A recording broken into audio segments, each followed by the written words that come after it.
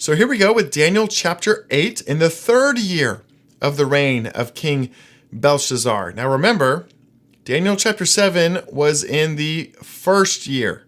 Whatever specific year that is, it's kind of a range of years, but I do give what that range is thought to be in the notes so you can see it there. So Daniel 7 happens 3 years prior, roughly 3 years before Daniel chapter 8. So there's a little bit of a gap here, but still under the reign of King Belshazzar in Babylon. A vision appeared to me, Daniel, and I saw in the vision. And when I saw Susa, the citadel, which is in the province of Elam. What he sees this location that is within kind of the area of Media. And later, under the Medo-Persian Empire, this location becomes this fortified administrative stronghold of Persia under King Darius. And so he sees this stronghold of Persia. I raised my eyes and saw, and behold, a ram was standing on the bank of the canal. There were canals that ran into this fortress, and it had 2 horns. And both horns were high, but one was slightly higher than the other. Now, the Medo-Persian Empire was kind of this combination of Media and Persia, and the Persian side was the stronger side. It was a little bit of a lopsided empire in that Persia was the stronger side. And that's why most people just refer to it as the Persian Empire. But that's where we get this. One of the horns was higher than the other one because the Persian side was stronger.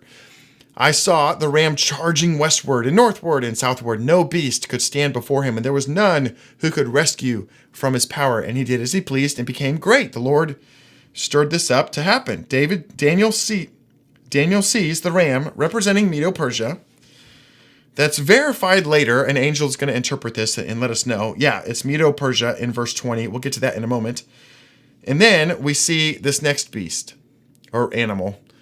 As I was considering, and behold, a male goat came from across the west, across the face of the whole earth, without touching the ground. So he's moving rapidly, almost like maybe you could say this 4-winged leopard that we saw back in chapter 7. A lot of commentators draw that parallel as well. So here we go. We get this guy, this goat, traveling quickly across the face of the earth. And the goat had a conspicuous, or you could say a prominent horn between his eyes. And he came to the ram with the 2 horns, which had been standing on the bank of the canal, and he ran at him with his powerful wrath. I saw him come close to the ram, and he was enraged against him and struck the ram and broke his 2 horns, and the ram had no power to stand before him. Basically, the ram was defeated, and there was no one who could rescue the ram from his power. And the goat became great, exceedingly great. But when he was strong, the great horn was broken. And instead of it, there came up 4 other horns that stretched toward the 4 winds of heaven. Daniel sees this goat that really represents, and the angel's going to go on to verify in verses 21 and 22, it's this rapid conquest of Greece. It's Alexander the Great. Now, amazingly, Alexander the Great made this epic conquest of Asia Minor and Persia and all of this in like 3 years. He goes on this conquest and just rapidly wins, like win after win after win, and develops this just exceedingly great empire as the head of Greece. And so it's very, very apt that he's moving across the ground quickly, like he's not even touching the ground. He's this leopard with 4 wings. Boom, like by the age of 33, like he has conquered all of this. Of course, after Alexander's death, his kingdom was divided into 4 parts. With these 4 different leaders. And I've got those there in the notes. The Seleucids were one of those, which we're going to talk about in a moment. But that's where we get the goat became exceedingly great, but when he was strong, his horn was broken. Alexander the Great was defeated, or what really seemed like he died of maybe a sickness or something. And instead, there came up 4 conspicuous horns. And that would be the 4 divisions of the Greek Empire after Alexander the Great. This is clearly demonstrated in history for us to see, although for Daniel, like he wouldn't have had history to look back on to see that. He's seeing something yet future. So that's why he gets his confusion and is like, I need interpretation. So out of one of those 4 horns came a little horn. So out of one of those four kingdoms comes this little horn, which grew exceedingly great toward the south and toward the east and toward the glorious land, which everybody interprets to mean Israel. It grew even to the host of heaven, that some of the hosts of the stars it threw down to the ground and trampled on them. It became great, even as great as the prince of the host, which could mean a high priest. It could mean, Israel's greatest ruler at that time. It could mean the Messiah. There's some things of what does that interpretation mean? Well, the angel's going to help us understand what that means in a minute. We don't have to figure it out yet. And the regular burnt offering was taken away from him, and which would be from the prince. And the place of his sanctuary was overthrown, and a host will be given over to it together with the regular burnt offerings because of transgression. It will throw truth to the ground, and it will act and prosper. Then I heard the Holy One speaking, and another one with him who spoke. These two angels are having this conversation, clearly for Daniel's benefit. I'm sure Daniel's sitting there watching this, and one of the angels is thinking, Daniel's not going to think to ask how long this will take. And so the angel's going to just kind of chime in and kind of ask this a little bit on Daniel's behalf. For how long is this vision concerning the regular burnt offerings being removed and this transgression that makes desolate and giving over of the sanctuary and the host to be trampled underfoot? How long is this whole persecution period under this evil horn that arises from the four kingdoms of Greece? Well, it's going to be 2,300 evenings and mornings. Then the sanctuary will be restored to its rightful state. So Daniel's in this dream, and he's thinking, what? You're telling me this ruler is going to come. Now, he remembers the little horn from Daniel 7 and the Messianic age and all of that, but he's thinking, this horn is going to come and he's going to do away with the sacrifices, and there's going to be a transgression that makes desolate. And what? When? The ram and the goat and the what? So just for a moment, let's pause and let's just talk about the historical context from our hindsight that we get to benefit from. So although Israel was not included in the Seleucid kingdom, there comes this ruler out of the Seleucid kingdom named Antiochus Epiphanes. Antiochus was not the natural heir of the Seleucid kingdom, but he gained power through subversion. And so although Israel is not included in the Seleucid kingdom, Antiochus, he heavily persecutes Israel and kills thousands of Jews between the years of 170 BC and roughly 164 BC. So kind of this 6-year period where he's really working against the people of Israel in kind of a dedicated way. In 170 AD was actually the assassination of a former high priest in Israel that kind of marked the tipping point, and was assassinated by somebody that was appointed by Antiochus Epiphanes. And then Antiochus Epiphanes himself comes and desecrates Israel and kills people and all. Anyway, that's this whole Maccabean revolt that we hear about in 1st and 2nd Maccabees. Now, in December of 167 BC, Antiochus himself desecrated the temple in Jerusalem by erecting an altar to Zeus. So here at about 3 years into this whole battle, halfway through this 6 years, Antiochus Epiphanes sets up this transgression that makes desolate in the Jerusalem temple with an altar to Zeus. A terrible, terrible thing. And furthermore, Antiochus goes on to outlaw all Jewish scriptures and the Jewish daily offerings.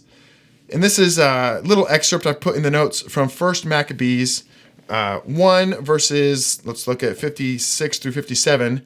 The books of the law that they found, they tore into pieces and burned with fire. Anyone found possessing a book of the covenant, or anyone who adhered to the law, was condemned to death by decree of the king. And the king, they're not talking about like the king of Israel. They're talking about this Antiochus.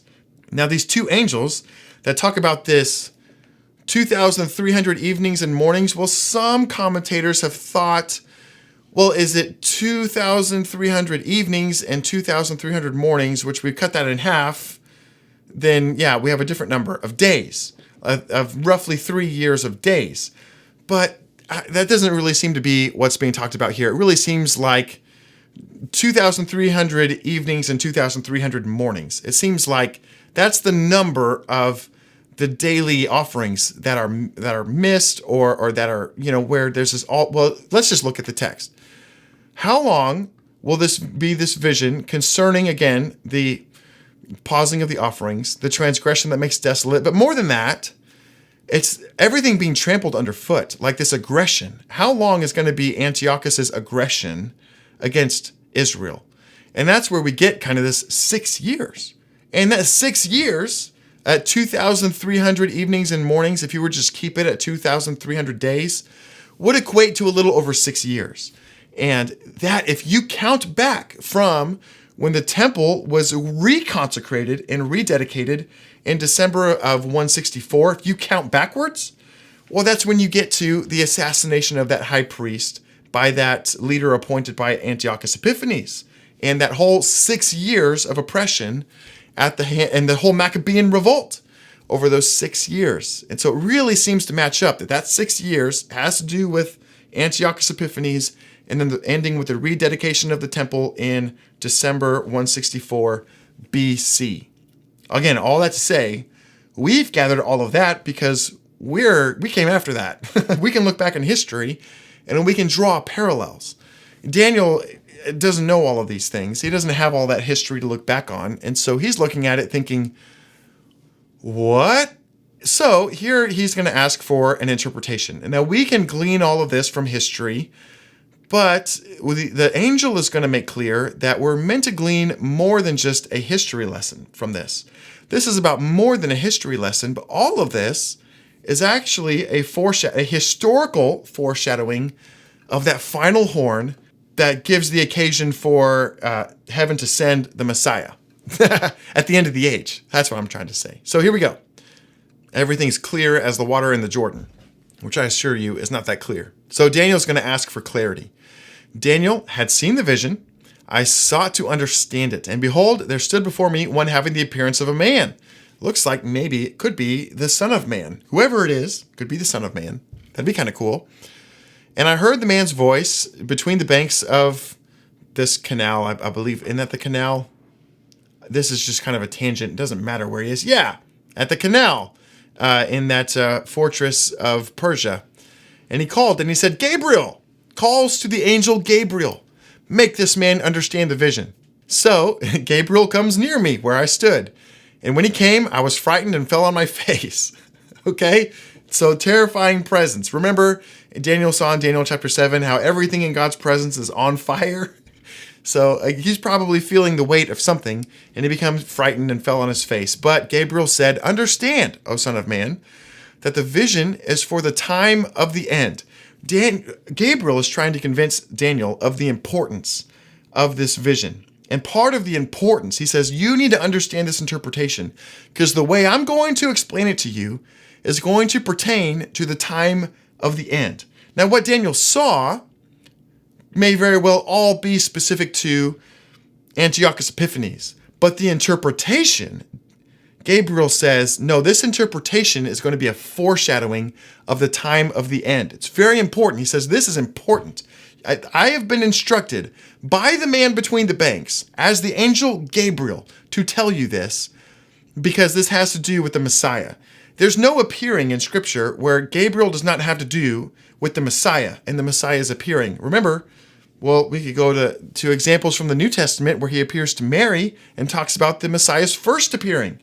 And that's why we can see the significance of the Lord instructing Gabriel. Gabriel, you go tell him because this concerns the Messiah's second appearing. And so the angel comes and he says, this concerns the time of the end. So when he spoke to me, I fell into a deep sleep. Like he just can't even withstand it. He just poof. He's fallen out. And so Gabriel touches him and helps him stand up. And he says, behold, Daniel, listen to me. I will make known to you what will be at the latter end of the indignation, for it refers to the appointed time of the end. And that appointed time of the end is very clearly later used to describe the end of the age in Daniel. Like Daniel later uses that phrase to refer to the end of the age. So this is more than just Antiochus Epiphanes. And he's saying, Daniel, pay attention. This needs to be known not just for your benefit, but for the benefit of that generation that's going to endure that final horn. Listen to me. It's almost like grabbing him by the collars and saying, hang on, guy. Listen to this. As for the ram that you saw with his two horns, these are the kings of Media and Persia. Remember, one of those horns is stronger than the other. And the goat is the king of Greece. It's Alexander the Great. Doesn't necessarily call him by name, but that's how we know him, is Alexander the Great. And the great horn between his eyes is that first king. As for the horn that was broken in its place, there's 4 others that arise. There's 4 kingdoms that arise from this nation, but not with its same power. So that's the division of those Greece kingdoms, which I put in the notes. One of those kingdoms was the Seleucid kingdom. And so in the latter end of their kingdom, when the transgressors have reached their limit, there comes out of the Seleucids this king of bold face. It's that Antiochus Epiphanes. But understand that the way that Antiochus Epiphanes acts and his rise to power is intended, specifically, like intentionally. The Lord and Gabriel intended that this be understood as a foreshadowing of the Antichrist at the end of the age. So you cannot just rule it out, one or the other. It's not a question of, is it historical or is it future? Is it Antiochus or is it the Antichrist or anybody else? You don't have to worry about that. And this represents Antiochus Epiphanes specifically because he is a historical foreshadowing and an archetype of the Antichrist. That's why this is about Antiochus Epiphanes. This is not about the Antichrist because it's similar to Antiochus. No, it's about Antiochus because he is related to the Antichrist at the end of the age. That's what we've got to understand. And so here at the latter end of the kingdom, when transgressors have reached their limit. Now, what does that mean? When transgressors have reached their limit? Well, I think there's a couple different interpretations for that probably. But remember, it's this time when the kingdoms are ripe for judgment. This time when all the transgressions have come to the max. Every opportunity for repentance has been exhausted, as we've talked about in previous weeks. And it's time, Amos chapter 8, where Amos sees this summer basket of summer fruit, where everything is fully ripened. Everything's ripened. Sin has come to its maximum. Every opportunity for repentance has been given. And patience is done. The time of patience is over, and it's time now to go. Time to initiate the judgment. And the judgment is the tribulation. And that's exactly what Antiochus Epiphanes represented. And that's what the Antichrist initiates when he, starts to act on his aggression at the end of the age. So when the transgressors have reached their limit, a king of bold face, you could say, with the eyes of a man and a mouth speaking great things, one who understands riddles. He's very cunning. He's very wise. He's a very intellectually savvy and ambitious leader will appear. He will arise. His power shall be great, but not by his own power. Now remember, the Antichrist, it's been prophesied elsewhere that the Antichrist would operate using borrowed power and borrowed authority that's granted to him by the Lord only for a season, for a time, times and half a time, which will include the ability to persecute those loyal to the covenant, allowing the saints, again, to demonstrate that prophetic witness during that period of discipline. Now remember, this issue of borrowed authority. In Isaiah chapter 10, I put this in the notes. It's against, the Lord says, against a godless nation, I will send him, the Antichrist. And against the people of my wrath, I will command him. God will give him boundaries, will command him of what he's meant to do, and give him the boundaries of what he's meant to do, to spoil and seize plunder, to tread them down and wear them out, like Daniel said. But the Antichrist does not so intend. The Antichrist has no interest in God's boundaries. In his heart, he's got other agendas. He's got higher ambitions. In his heart, it is to destroy and to cut off nations, not just a few, but to cut off all the nations of the earth, to enact this big global destruction. This is what comes in the heart of the Antichrist in his borrowed power, which he doesn't recognize. Habakkuk sees the same thing in Habakkuk chapter 2, where he says, "Woe to him who weeps up what's not his own. For how long?" He's overestimated the extent of his borrowed authority, and he thinks he can go on with unlimited time and unlimited power to wield this authority as he so chooses. But Habakkuk says, no, no, no. Woe to him who's going to heap up all of this that's not his own, not recognizing that the Lord is going to come and hold him accountable for the boundaries that the Lord had set. So that's this here being seen as he rises up and will become great, not by his own power, but he shall cause fearful destruction, and he shall succeed in what he does because the Lord obviously permits it. And he will destroy mighty men and even the people who are the saints. Now we saw that in Daniel chapter 7. He wears out the saints of the Most High.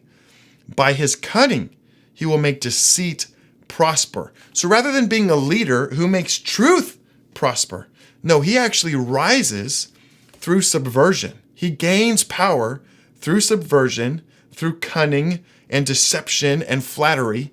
And he takes this power, and then that's the whole kind of modus operandi of his kingdom, is to cause fraud to prosper. It's a fraudulent kingdom. And all of his operation is causing fraud to prosper. And that's how he prospers. And that's part of his betrayal of Babylon. We've talked about in chapters past how the Antichrist will act against the Babylon system at the end of the age and seize it for his own, all by deception and by these false treaties and false peace that we've come to find out about from previous chapters in other biblical authors. That's what he's seeing here. By cunning he will arise, and in his own mind he will become great. Now, obviously, we talked about all of this just kind of delusions of grandeur, really, that he has from Isaiah chapter 10 and chapter 14. Isaiah goes into that in a lot greater detail. Delusions of grandeur. In his own mind, he becomes great. Without warning, he will destroy many. So he acts unprovoked, and suddenly he seizes authority and seizes economic and military power. And he shall even rise up against the prince of the princes. He's this wicked leader who's now going to come against to destroy the people of the covenant and act to completely destroy Jerusalem and set himself up as, the Most High. That's exactly how the Antichrist has been described. Now, Antiochus Epiphanes embodied this in a partial, interim, historical foreshadowing type of way. Very valid interpretation. So to say that these describe Antiochus Epiphanes is on purpose. But what Gabriel's trying to get across is this is not limited to Antiochus Epiphanes, because there's going to be yet again another Assyrian, another Antiochus Epiphanes at the end of the age, another little horn who is going to ultimately culminate all of this to the maximum ultimate degree, to complete this prophecy, so that then he becomes the one to which the Messiah is sent in response. Heaven sends the Messiah in response, which we see in Daniel chapter 7. And that's what Daniel sees here. He will even rise up against the Prince of Princes, which is the Messiah, and he will be broken. Not the Prince of Princes will be broken, but that wicked horn will be broken. But now he's not going to be broken by a human hand. He's going to be broken by a stone that's not cut by human hands. He's going to be broken by the Messiah. And there's another spot where that not by human hand is sort of mentioned, alluded to. Of course, the uncut stone, the stone not cut by human hands in Daniel chapter 2, I've put that cross-reference in the notes. But also Isaiah 31. And at this point, Isaiah is talking about the king of Assyria. He's talking about Sennacherib and Sennacherib's army, but he's using that as a foreshadowing of the end of the age, because this happened to Sennacherib's army, but Isaiah said, no, it's more than just Sennacherib's army. It's going to be a wicked Assyrian at the end of the age, and his army. As the Assyrian shall fall by a sword, but not a sword of man. By a sword he will fall, but not of man. A sword not of man shall devour him. For he shall flee from that sword, and his young men will be put into forced labor, and rocks shall pass away. Oh, his rocks will pass away in terror, and his officers will desert the standard in panic, declares the Lord, whose fire is in Zion, and whose furnace is in Jerusalem. That's going to be the Messiah, amazingly. He is the sword who is not a human sword. Now, again, in Isaiah 37, this was fulfilled literally as an angel of the Lord struck down Sennacherib's army with a sword in Isaiah 37, but that yet still is just a foreshadowing of what the Messiah will do against the Antichrist armies at the end of the age. And Isaiah goes on to clarify that, which we've studied before, but Gabriel is clarifying that yet again here. Gabriel, to think that it's Gabriel, just to talk about Antiochus Epiphanes only, I don't think so. The vision of the evenings and mornings, again, about that 2,300 evenings and mornings, all of that is true, is told to be true. And so seal this up. For this whole interpretation, you need to preserve this prophecy because it refers to a time many days from now. Now that's important for two reasons. Number one, this prophecy is very important to Israel during the time of Antiochus Epiphanes. During all of this, from 170 to 164 BC, absolutely, for Gabriel to say that all of this is true of that generation and needs to be preserved for them. That's part of how we know Daniel saw this in advance. Why would Gabriel tell Daniel to preserve this vision if it was being written during the days of Antiochus Epiphanes? No, that's part of how we know this is written by an authentic Daniel in the days of Babylon, because he's instructed to preserve the vision so that it can survive to that day, generations later. I mean, for Daniel, he's thinking kingdoms later. Daniel's being shown how to pray and prophesy for generations yet to come, for kingdoms that are yet future, and he can prophesy by them in order. I mean, remarkably, with some remarkable precision, even down to the number of days that they must endure. But more than that, it refers to more than that, because this interpretation refers to the appointed time of the end. And so he's commanded to preserve it for our benefit as well, and for the benefit of that final generation at the end of the age. Remarkable, remarkable. He says, I, Daniel, was overcome, and I lay sick for some days. Yikes. Again, because what has just been revealed to Daniel, of course, we've got the good news of Daniel chapter 7 and that resolution of the saints will inherit the kingdom, and all of that is so encouraging. But look, for 6 years, a future generation is going to endure just unimaginable devastation and persecution. Thousands that are put to death by Antiochus Epiphanes, and it's horrible. I mean, you can read about it. And of course, the victory over Antiochus Epiphanes is celebrated in Jewish traditions and in Hanukkah and different things like that. So very, very important to history, but it's important because it's a foreshadowing of a time yet coming when Daniel chapter 7 needs to be completed, needs to be fulfilled. And all this foreshadowing is going to culminate in one wicked leader who's going to be devastating. I mean, look at these descriptions. You just read through them. And for what Daniel experienced, and when you are in an experiential prophetic dream, I mean, that affects your body. His body was physically affected as like a somatic reaction. And that's very, very valid. That's very verified and validated in just human physiology. Whatever the word is I'm looking for there, you guys know what I mean. But his body has a somatic response, and he lay sick for some days. Who knows? And then he arose and he went about the king's business, but he was appalled at the vision, thinking, how is this truly the most redemptive outcome? Like, how is this the least severe means to the most redemptive outcome? It is, but again, it troubled Daniel. And that trouble for Daniel needs to have resolution. And that is what's going to be given to him in Daniel chapter 9 and beyond. And so I'm so excited to get to that. I don't have enough time to get into that this week. We're going to pause at this point with Daniel chapter 8, and we're going to come to Daniel chapter 9, 10, 11, and 12 next week. I'm so excited about it because, again, you get the gist. I mean, Daniel, in just such short time, is packed with so much detail, and it's fascinating. It's remarkable. Very, very few chapters in the whole of the Old Testament contain such dense details and information for us to learn from.